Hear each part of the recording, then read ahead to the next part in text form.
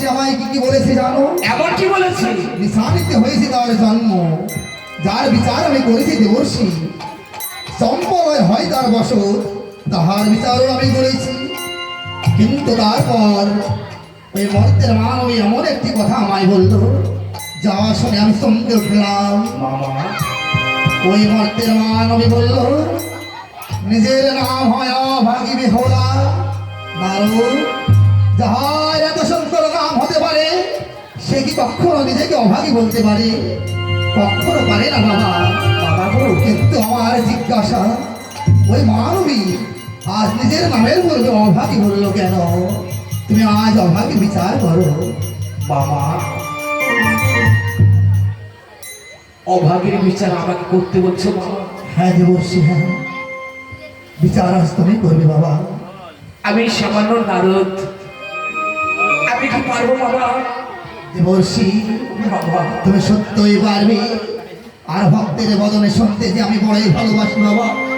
আজ কৃপা করে তুমি আমায় বলো, তাই অভাগী অর্থ বলো বাবা, বলো। তুমি যদি তোমার ভাগ্নি নারদকে কিঞ্চিৎ অভয় দান করো, তাহলে আমি একটি বার চেষ্টা করে দেখতে পারি বাবা। তথাস্তু দেবর্ষী নারদ, আমি তোমায় অভয় দান করলাম বাবা। তুমি কোনো সংকোচ না ঘুরে আমার সামনে খুলে বলো বাবা, এই অভাগীর অর্থ কি? বাবা গো, যখন ওই মেয়েটি অভাগী শব্দ উচ্চারণ করেছে, ওই হতভাগী হয়তো তার এমন কোন মূল বস্তু হয়তো হারিয়ে ফেলেছে। ওই জন্য হয়তো ওই পাগলি ওই হতভাগী অভাগীর নাম উচ্চারণ করেছে। বাবা দেবর্ষী নারদ, আজ তোমার কথা শুনে আমি কি বুঝতে পারলাম জানো বাবা? এমন কোন ওর নিজের বস্তু হারিয়ে ফেলেছে, অনেক দুঃখ অনেক যন্ত্রণা সহ্য করতে হয়েছে বাবা। সেই জন্য হয়তো ওই হতভাগা যথার্থ বিচার করেছে দেবর্ষী নারদ, যথার্থ বিচার করেছ। আজ যদি কারো মানে দুঃখ জ্বালা যন্ত্রণা না থাকে, সে তো কখনো নিজেকে অভাগী অভাগী বলে ধিক্কার দেয় না। কখনো দেবে না বাবা। কিন্তু বাবা, ওই চম্পক নগরে রয়েছে আমার অসংখ্য সেবক। আজ আমি তাকে জিজ্ঞেস করি, সে কাহার ঘরের পুত্রবধূ? বেশ বাবা, কতক্ষণা আজ যে তুমি আমায় বললি চম্পক নগরে তোমার শ্বশুরালয়, তুমি আমায় বলো তো, তুমি কাহার ঘরের পুত্রবধূ? শ্বশুরি ঠাকুরি মহাশয় আপনারি সেবা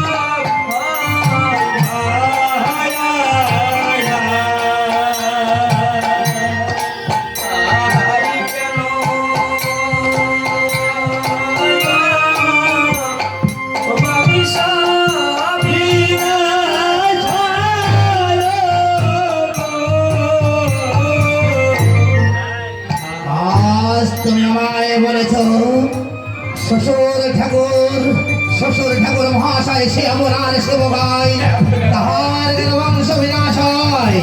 হ্যাঁ, আজ তুমি শুনে যাও আমার কাছে, তাহার আজ কিসের জন্য তার বংশ বিনাশ হয়েছে? শ্বশুর ঠাকুর বরদান সে করেছে আমার কন্যা মনসার সাথে বাদ বিসম্বাদ। তাহার কারণে হয়েছে তাহার বংশ বিনাশ। তোমার প্রশ্নের উত্তর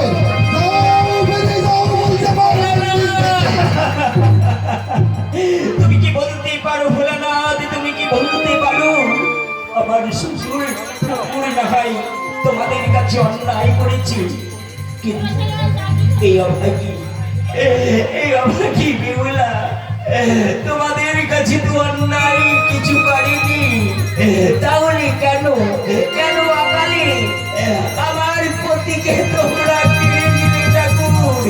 এই জবাব তোমাদের দিতেই হবে ঠাকুর। আজ তুমি আমায় জিজ্ঞেস করেছো, দোষ যদি করে থাকে তোমার শ্বশুর ঠাকুর, তবে দোষী হয়েছে সে। আজ যদি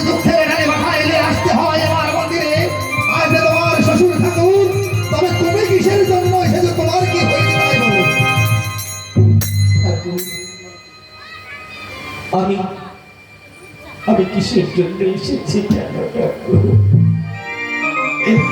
ঠাকুর সন্ধ্যার আগে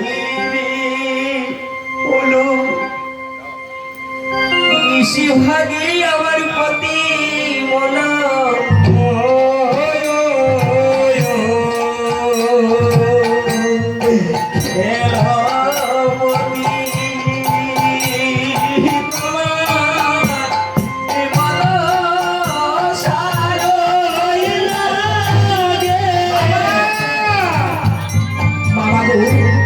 তুমি আর কাউকে দেবী করতে পারো না বাবা। ওই মানুষকে পরিশোধ দেবী সে আজ বেশি সর্বনাশ করে বেড়াচ্ছে। আমাদের মনুষ্য নারদ, আজ সে কথার জবাব আমি দেব, কিন্তু ওই মানবী আমায় কিছুক্ষণ আগে একটি কথা জিজ্ঞেস করেছে, তোমার কি স্মরণ আছে? বলো বাবা, বলো। সেই জন্য অকালে তার প্রতি হারিয়েছি। তবে শোনো, আজ সেই কথার জবাব আমি তোমায় দেব, তাহার পর আমি তোমার অন্য কথার জবাব দিচ্ছি। বলো, বলো। আচ্ছা, তোমার প্রতিকে নিয়ে বাসর ঘরে যখন তুমি রঙ্গ রসে মেতেছিলে, তখন তুমি ছিলে আমার মধ্যে, আমি ছিলাম তোমার মধ্যে। আর একটি ভেদাভেদ কি হয়েছিল জানো? তোমার পতির মধ্যে আমি সর্বক্ষণের জন্য বিরাজ করেছিলাম, কিন্তু তোমার পতি তো আমার মধ্যে ছিল না। সে তোমার ওই রূপ দেখে পাগল হয়ে গিয়েছিল। তাই তাই সেই সেই লক্ষিন্দর তোমার সঙ্গে প্রেম লীলায় মত্ত হয়েছিল, তাহার কারণে তার হয়ে সকাল প্রয়াণ। শোনে রাখো মর্তের মানবে, শোনে রাখো, কোন ভক্ত বিপদের সময় যদি একটি বেলপত্র নিয়ে জয় শিব শম্ভু বলে আমায় আহ্বান করে ছুটতে ছুটতে যাই আমি সেই ভক্তের কাছে, শত শত বিপদ হইতে আমি সেই ভক্তকে রক্ষা করি, কিন্তু তোমার মনি কোনোভাবেই তোমায় সে স্মরণ করেনি। আর তুমি আমায় কি বললে? সন্ধ্যার আগে পতি হারিয়েছ। আচ্ছা, তার নাকি তোমার পতিকে দংশন করেছে? আমায় আরেকটি বার বলো তো। তোমার মানুষার বললে? মানুষার নাকি আমার প্রতিকে করেছে ধ্বংস। মনসা, বাবা দেবর্ষি, বলো বাবা। আজ তোমায় আমি একটি কথা জিজ্ঞেস করবো। এখনই কথা জিজ্ঞেস করো বাবা। আজ যে মর্তের মানবে আমায় বললো মনসার জন্য সে অকালে যে প্রতিহারা পাগলিনী হয়েছে, আজ তোমার কাছে আমি একটি কথা জানতে চাই, এই মায়ের মতো ধরার আরো সকল মায়েরাও কি আমার এমন হালেই হয়েছে বাবা? অবশ্যই বাবা, শুধু একটি মা কেন, এই ধরা ধারে অনেক মাই তার কারো থেকে হারিয়েছে এবং সন্তানকেও হারিয়েছে। কেন প্রতিহারে পাগলিনী হয়ে বসে আছে? হ্যাঁ বাবা, তাই তো, ওই তো শোনা যায় ঠাকুর ঠাকুর বলে কেঁদে চলেছে সকল ভক্ত আমার।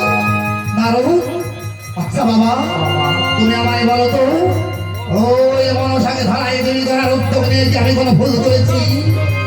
বাবা তো ভালো মন্দ বিচার তুমি করতে পারো বাবা, কোনটা ঠিক আর কোনটা বেঠিক এটা সবই তোমার জানা। নারদ, ওই মনসাকে ধরাই দেবী ধরার উদ্যোগ নিয়ে আমি সত্যই ভুল করেছি, সত্যই। কেন জানো? আমি যদি আগে জানতাম কখনোই তাকে দেবী ধরার উদ্যোগ আমি দিতাম না, কারণ সে আমার কন্যা হয়ে আমাকে একদিন ক্ষমা করেনি।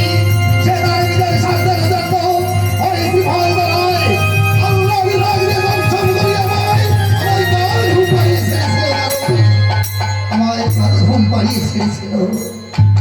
তাই নারদ, বলো বাবা। আজ আমি একটি কথা বলবো বাবা। এমন কথা বাবা? আজ এই ভক্ত আমার মন্দিরে যে এসেছে তাকে আমি ফেরাবো না সত্যই, তবে আর দুটি কথা তাকে আমি জিজ্ঞেস করবো। বেশ বেশ, আর সে যদি আমার কথার সত্যই জবাব দেয়, আজ আমি তার মনোবাঞ্ছা পূরণ করবো, আর পিতা হয়ে আমি আমার কন্যাকে উচিত শিক্ষা দেবো বাবা। বেশ বাবা, আমি তোমায় কথা দিলাম। বেশ বেশ। ও ভক্ত আমার, ভালো ঠাকুর, তুমি যে আমার মন্দিরে এসেছো, বলো তো কতদিনের পথ তুমি অতিক্রম করেছো, আর জলপথে বা স্থলপথে এসেছো সেটাও বলবে, আর বলবে তুমি কি আহার করে প্রাণে ভেসে আছো। ঠাকুর ঠাকুর নিতবতী আমি চরণ ধরে 6 মাসে ভাসিলাম জলে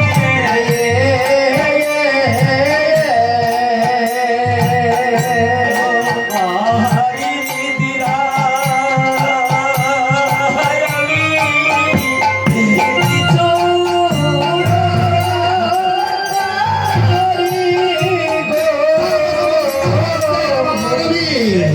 তুমি মিথ্যা কথা বলছো, কারণ কোন মানবের পক্ষে 6 মাস আহার নিদ্রা ত্যাগ করে কোনোভাবেই তো বেঁচে থাকা সম্ভব নয়। তবে সত্য করে বলো মর্তের মানবী, এই 6 মাস তুমি এমন কি আহার করেছো যাহার বিনিময়ে তুমি প্রাণে বেঁচে আছো।